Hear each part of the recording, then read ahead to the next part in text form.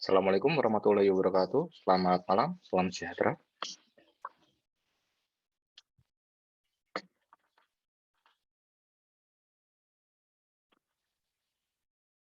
Oke,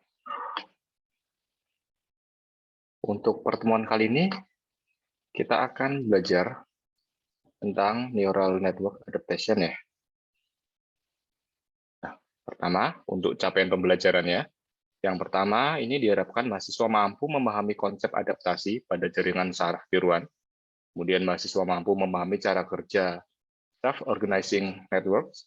Kemudian mahasiswa mampu membentuk model dengan proses pembelajaran dengan algoritma coherent self-organizing networks. Dan yang keempat, mahasiswa mampu menerapkan model yang dibentuk dengan pembelajaran algoritma coherent self-organizing networks.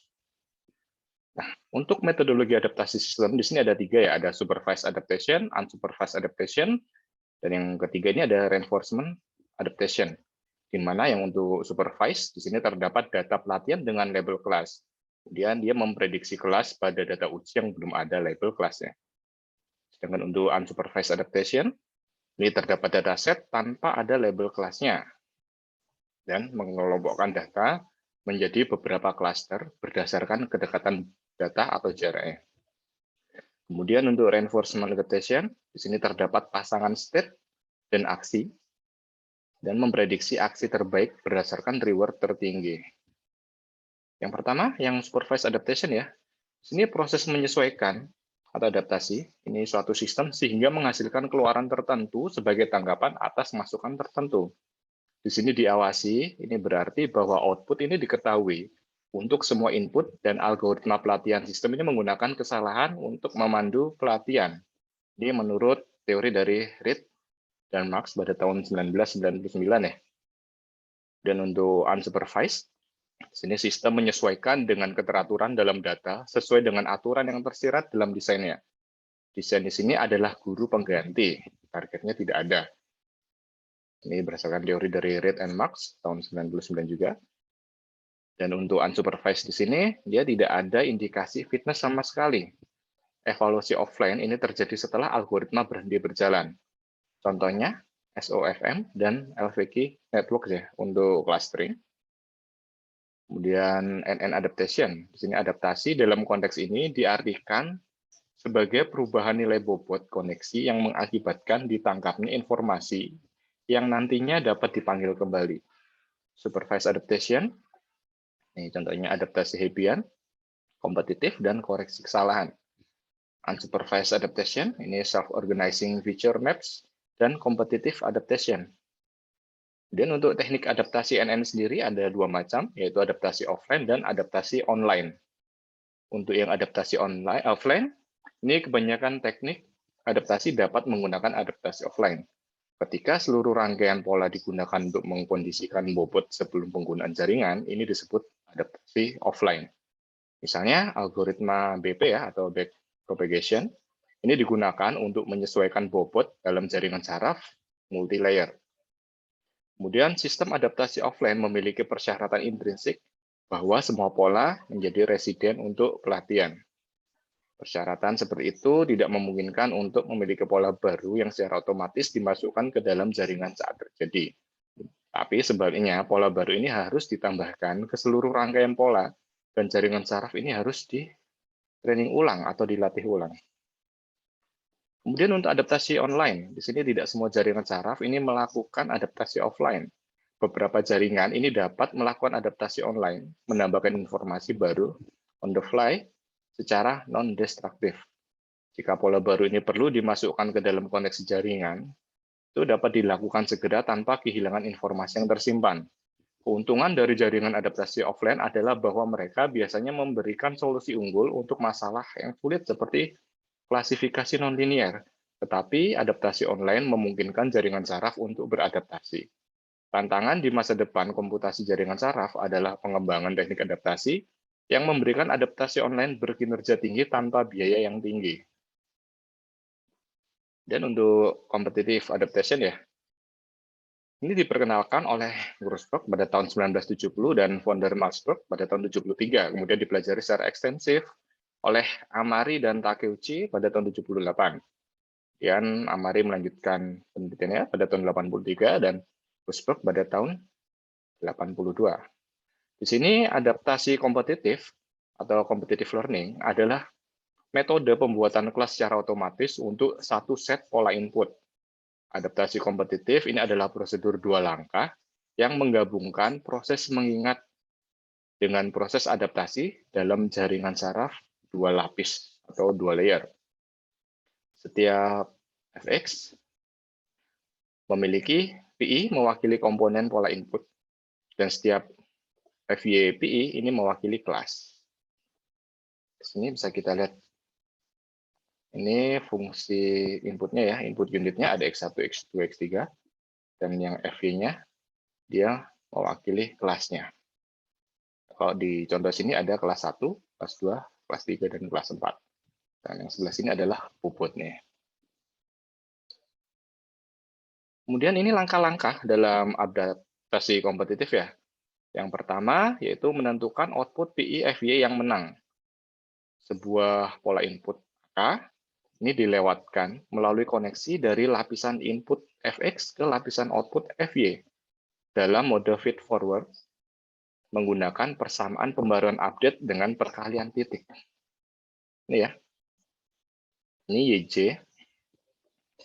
Ini merupakan total dari input dikalikan bobotnya ya. Di mana XI ini adalah PI ke I pada lapisan input FX, di mana I ini sama dengan 1, 2, hingga N, dan YJ adalah PE ke J pada lapisan output FY, di mana J ini sama dengan 1, 2, hingga P. Dan WJI ini merupakan nilai bobot sambungan antara X ke I dan Y ke J. Kemudian setiap set koneksi yang berbatasan dengan PI FY, misalnya YJ, ini adalah vektor referensi WJ. Misalnya WJ1, WJ2, dan seterusnya hingga WJ ke N, yang mewakili kelas J.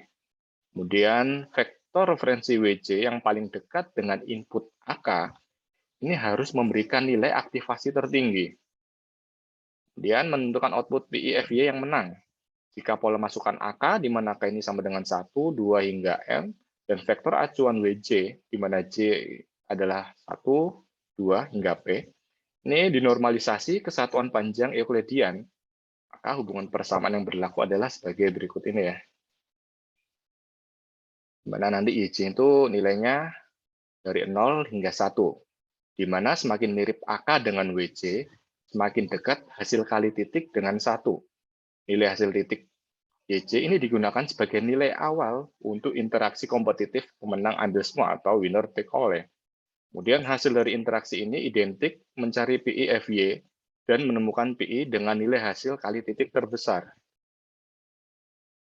Kemudian menentukan output PI FY yang menang. Dengan menggunakan persamaan ini ya, dimungkinkan untuk menemukan PI FY dengan nilai hasil kali titik tertinggi yang disebut dengan PI pemenang. YJ akan bernilai 1 jika YJ-nya ini lebih besar dari K. Untuk J tidak sama dengan K ya. Tapi bila YJ sama dengan atau lebih kecil dari YK, ini maka nilai YJ adalah 0. Kemudian vektor referensi yang terkait dengan PI yang menang adalah vektor referensi yang menang. Kemudian langkah kedua yaitu menyesuaikan bobot PI FY yang menang. Dalam adaptasi kompetitif dengan dinamika pemenang ambil semua, seperti yang dijelaskan sebelumnya ya, hanya ada satu set bobot yang disesuaikan, yaitu bobot vektor referensi yang menjadi pemenangnya. Kemudian untuk rumus menyesuaikan vektor referensi pemenang ini tidak ada yang lain, sama seperti sebelumnya ya, di mana bobot yang baru, yaitu bobot yang lama, ditambah learning rate, dikalikan IJ pada A ke KI, dikurangi bobot WJI ya, di mana alfa T ini adalah bukan 0, dan fungsi penurunan waktu. Hasil dari operasi ini adalah pergerakan vektor referensi menuju vektor input. Lebih dari banyak presentasi vektor data. Ini vektor referensi akan menjadi sentroid dari klaster data. Kemudian ada beberapa variasi algoritma menurut Simpson pada tahun 90 ya. Tapi salah satu yang paling penting adalah mekanisme hati nurani. Ini teori dari Descheno pada tahun 88. Dengan menambahkan hati nurani ke setiap IFY, itu hanya diperbolehkan untuk menjadi pemenang jika telah menang secara seimbang. Batasan kemenangan yang seimbang ini meningkatkan kualitas solusi dan waktu pelatihan. Jaringan saraf yang menggunakan adaptasi kompetitif, contohnya, di sini ada learning vector kuantisasi oleh Kohonen tahun 88 ya. Kemudian self-organizing feature maps, Kohonen juga pada tahun 88. Kemudian ada adaptasi resonance teori 1 dan teori 2. Kemudian masuk ke Euclidean distance. Dia seperti yang pernah kita pelajari sebelumnya, cara menghitung jarak Euclidean adalah seperti ini. Ini di mana N adalah jumlah dimensi atau atribut, dan PK dan QK ini adalah atribut komponen ke K atau objek data P dan Q. Ini akan diperlukan standarisasi jika skalanya berbeda. Masuk ke self-organizing maps. Nah, ini diperkenalkan oleh Profesor Theo Kohonen pada tahun 1982. Disebut juga dengan Kohonen Feature Map. Ini merupakan unsupervised neural network. Ini merupakan tool clustering dari data yang kompleks dan berdimensi tinggi. Untuk karakteristiknya sendiri, ini ada pembelajaran kompetitif di antara neuron-neuron pada lapisan keluaran.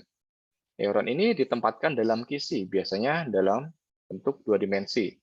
Neuron secara selektif disetel ke berbagai pola input.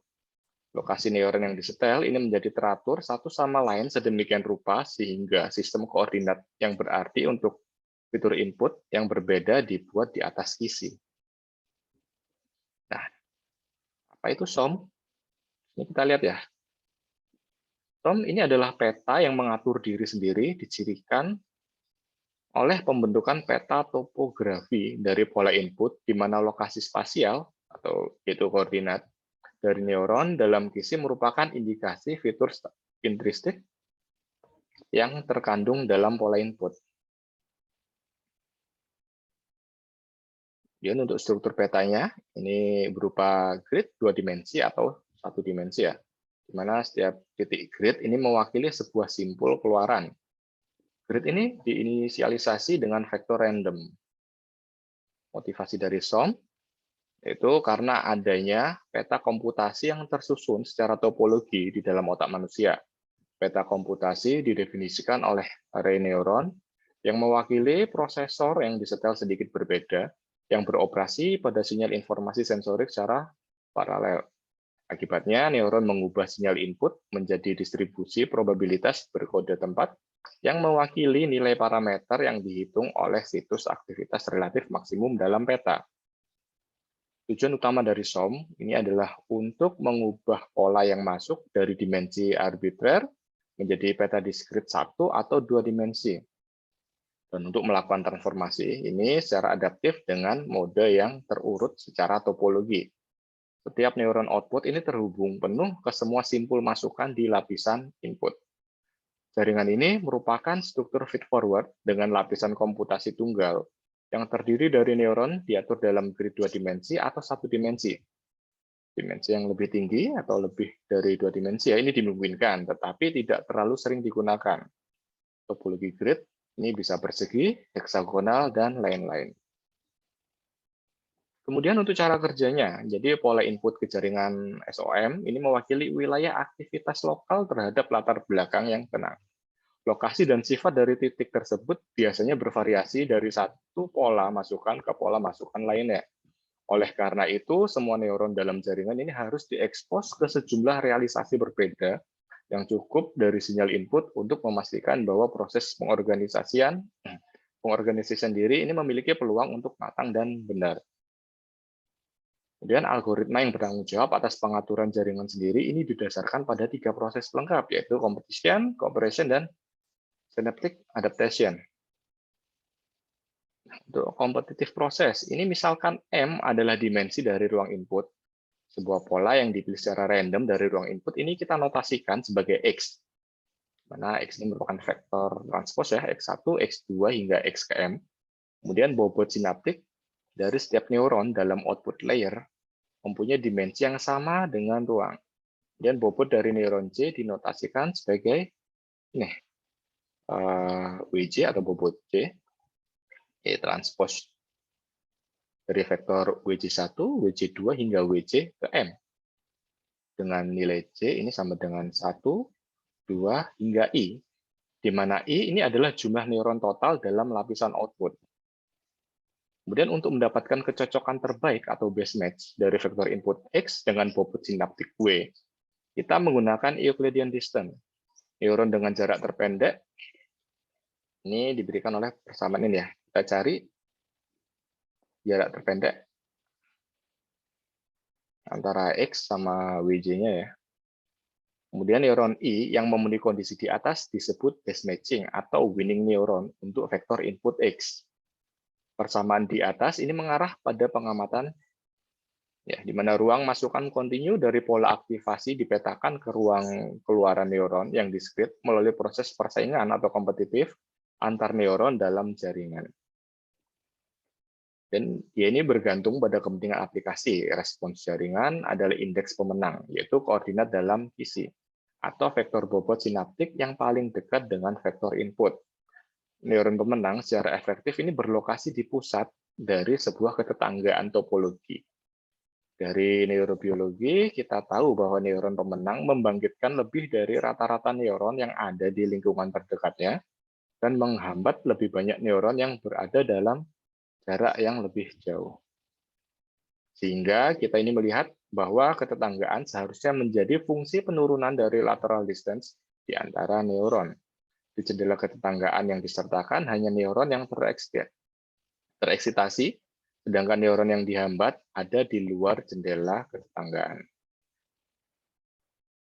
Jika DIJ adalah jarak lateral antara neuron I dan J, dengan asumsi I adalah pemenangnya dan terletak di pusat jendela ketetanggaan, dan HJI adalah jendela ketetanggaan topologi di sekitar neuron I, maka HJI ini adalah fungsi jarak unimodal yang memenuhi dua persyaratan. Yang pertama, tetangga topologi HJI adalah simetris terhadap titik maksimum yang ditentukan oleh DIJ sama dengan 0. Dengan kata lain, ia mencapai nilai maksimumnya pada neuron pemenang I yang jaraknya adalah 0. Kemudian amplitudo jendela ketetanggaan topologi HJI ini berkurang secara monoton dengan meningkatnya jarak lateral DIJ yang menurun ke 0 untuk DIJ ini hingga tak terhingga ya. Ini adalah kondisi yang diperlukan untuk konvergensi. Fungsi yang banyak digunakan sebagai fungsi HJI diantaranya adalah fungsi Gaussian yang merupakan invarian translasi, yaitu tidak tergantung pada lokasi neuron. Ini bisa kita lihat, HJIX ini merupakan eksponen dari negatif DIJ kuadrat dibagi 2 kali standar deviasi kuadrat ya, di mana parameter standar deviasi ini adalah lebar efektif dari jendela ketetanggaan. Ini mengukur sejauh mana neuron yang tereksitasi di sekitar neuron pemenang berpartisipasi dalam proses pembelajaran. Jarak antar neuron didefinisikan sebagai metrik Euclidean, misalnya untuk sisi 2 dimensi, seperti ini ya, DIJ kuadrat, itu sama dengan RJ dikurangi RI kuadrat ya, di mana vektor diskrit RJ mendefinisikan posisi neuron tereksitasi J, dan RI ini mendefinisikan posisi neuron pemenang dalam visi. Fitur karakteristik lain dari algoritma SOM adalah bahwa ukuran jendela ketetanggaan menyusut seiring waktu. Persyaratan ini dipenuhi dengan membuat lebar fungsi Gaussian berkurang seiring waktu. Pilihan lain untuk fungsi HJI yang populer adalah peluruhan eksponensial. Dari rumus ini ya, di mana standar deviasi 0 adalah nilai standar deviasi pada inisialisasi algoritma SOM, dan T1 adalah konstanta waktu. Sejalan dengan itu, fungsi jendela ketetanggaan mengasumsikan bentuk yang bergantung pada waktu sendiri. Jadi, dengan bertambahnya waktu atau iterasi, Ini lebar berkurang secara eksponensial, dan jendela ketetanggaan berkurang ukurannya. Proses adaptif memodifikasi bobot jaringan untuk mencapai pengorganisasian diri jaringan. Hanya neuron pemenang dan neuron di dalam jendela ketetanggaan yang bobotnya disesuaikan. Semua neuron lain tidak mengalami perubahan bobot. Metode untuk menurunkan persamaan pembaruan bobot untuk model SOM ini didasarkan pada bentuk pembelajaran Hebbian yang dimodifikasi. Di sini ada forgetting term dalam persamaan bobot standar Hebbian. Misalkan kita asumsikan forgetting term memiliki bentuk ya, GYJ, WJ ya, di mana YJ ini adalah respon neuron J dan D di sini adalah fungsi skalar positif dari YJ. Satu-satunya persyaratan untuk fungsi G adalah suku konstan dalam ekspansi Dirac-Taylor menjadi 0 ketika aktivitasnya 0, yaitu GYJ sama dengan 0 untuk YJ sama dengan 0. Aturan Hebbian yang dimodifikasi untuk bobot neuron keluaran ini diberikan oleh rumus ini ya. Ini delta WJ sama dengan eta. Eta di sini merupakan parameter kecepatan belajar dari algoritma atau mungkin yang sebelumnya kita sebut learning rate ya. Dari X dikurangi GYJ dikalikan WJ. Kemudian untuk memenuhi persyaratan suku konstan 0 dalam Dirac-Taylor, kita memilih bentuk berikut untuk fungsi GYJ. Ini GYJ sama dengan learning rate-nya dikalikan YJ ya. Kita dapat menyederhanakan menjadi YJ sama dengan HCI. Kemudian kombinasi dengan persamaan sebelumnya, maka untuk delta WJ-nya akan menjadi seperti ini. Terakhir, menggunakan representasi diskrit untuk waktu. Jadi untuk bobot yang baru sama dengan bobot yang lama ditambah ini ya. Tambah delta WJ-nya. Kemudian persamaan di atas memindahkan vektor bobot dari neuron pemenang dan sisa neuron di jendela ketetanggaan dekat vektor input X. Sisa neuron hanya mendapatkan sebagian kecil dari koreksi sekalipun.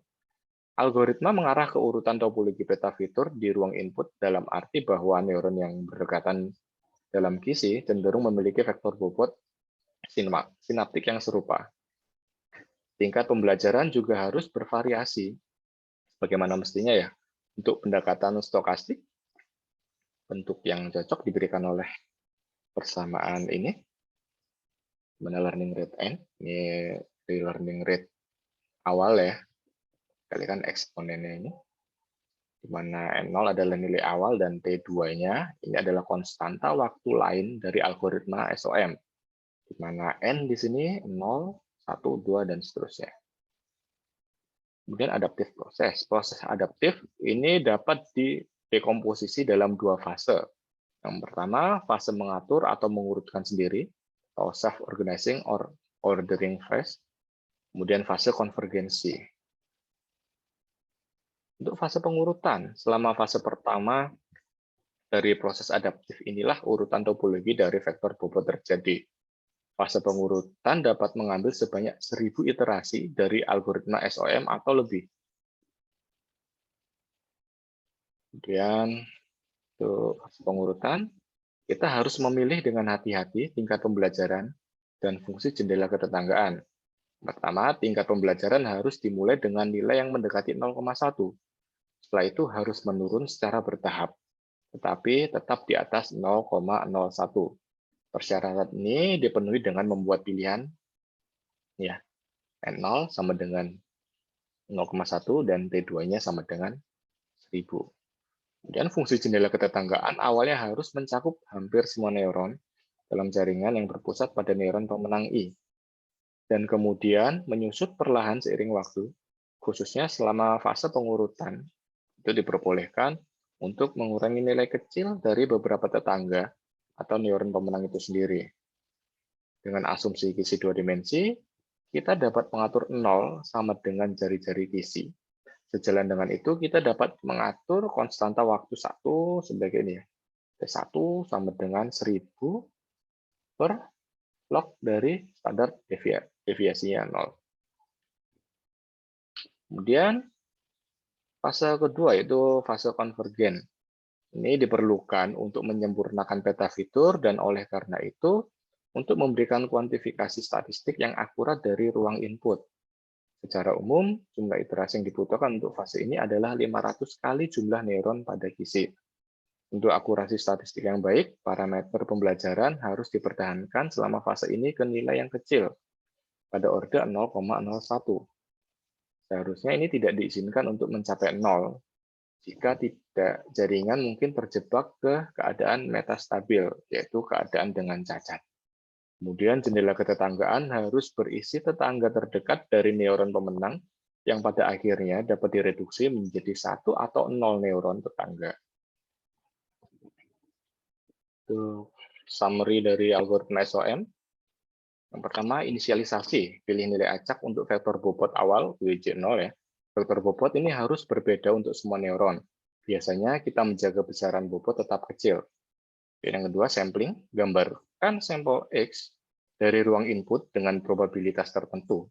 Untuk vektor X ini mewakili pola aktivasi yang diterapkan pada gizi. Dimensi X ini sama dengan M. Dan pencocokan kesamaan, temukan neuron IX yang paling cocok pada langkah waktu N dengan menggunakan kriteria jarak Euclidean minimum. Yang keempat, kita lakukan update ya. Sesuai vektor bobot sinaptik dari semua neuron dengan menggunakan rumus update. Nih, bobot yang baru sama dengan bobot yang lama ditambah learning rate dikalikan HCI ke N dikalikan ya, jarak antara neuron XN dengan bobot WJ ya. Di mana learning rate N ini adalah kecepatan belajar dari dan HCIX ke N adalah fungsi jendela di sekitar neuron pemenang IX. Baik learning rate N dan HCIXN ini divariasikan secara dinamis untuk hasil terbaik.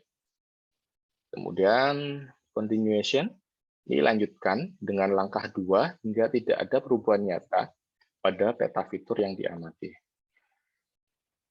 Dan contohnya, yang pertama misalkan sebuah single layer network berisi 16 neuron input dan 2 neuron output dengan learning rate 0,3 dan nilai jendela ketetanggaan topological adalah 0. Pertama, ini contoh satu rangkaian input ya. Di sini inputnya ada 4 kali 4, 16 neuron ya. 16 neuron. Ada jendela, maaf ini ada neuron outputnya ada 2. Untuk yang neuron pertama, bobotnya ini 0,3, 0,01, dan seterusnya hingga 0,05. Kemudian neuron 2, ini bobotnya 0,03, 0,2, dan seterusnya hingga 0,01 ya. Ini kita hitung jarak masing-masing neuron 1 dan neuron 2 ke input. Kita gunakan Euclidean ya.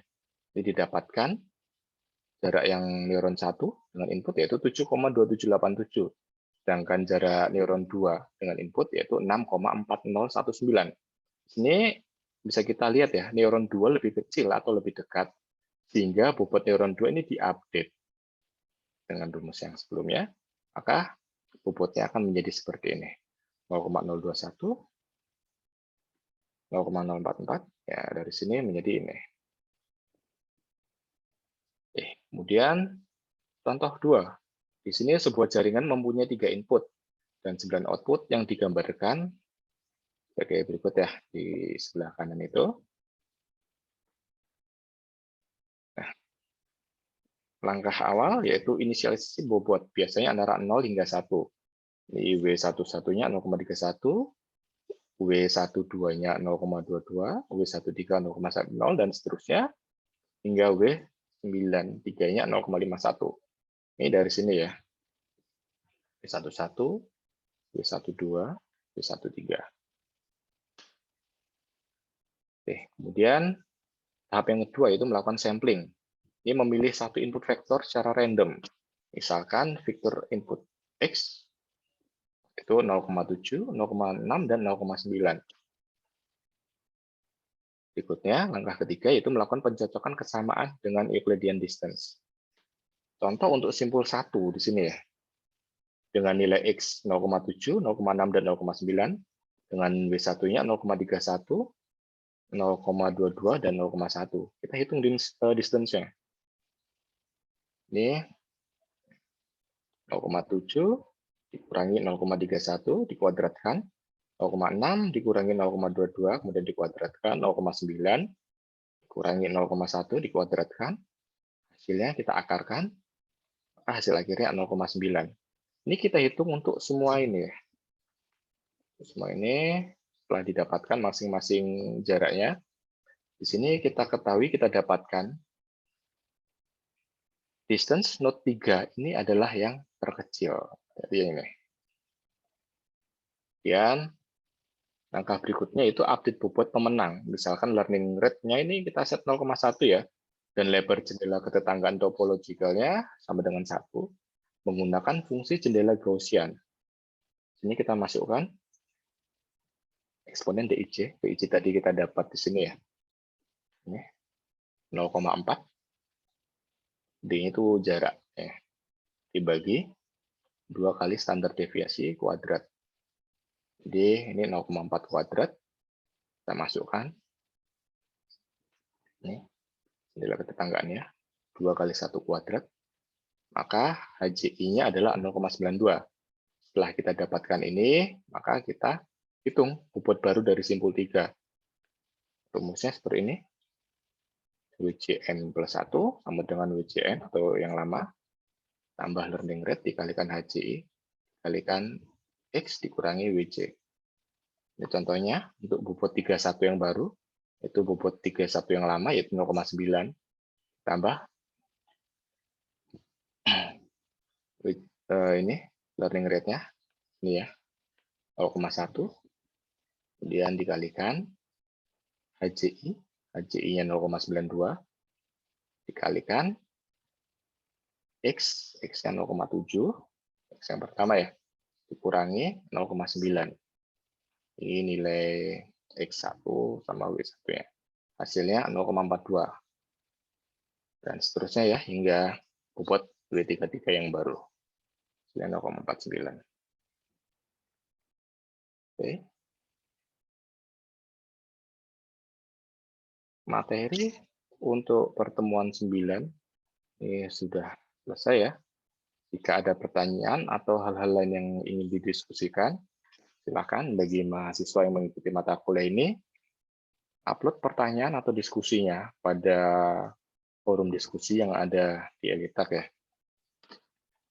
Untuk mahasiswa lain atau yang tidak mengikuti mata kuliah ini, tapi ada pertanyaan, silahkan ditanyakan di kolom komentar yang ada di bawah. Oke, terima kasih atas perhatiannya. Selamat malam. Wassalamualaikum warahmatullahi wabarakatuh.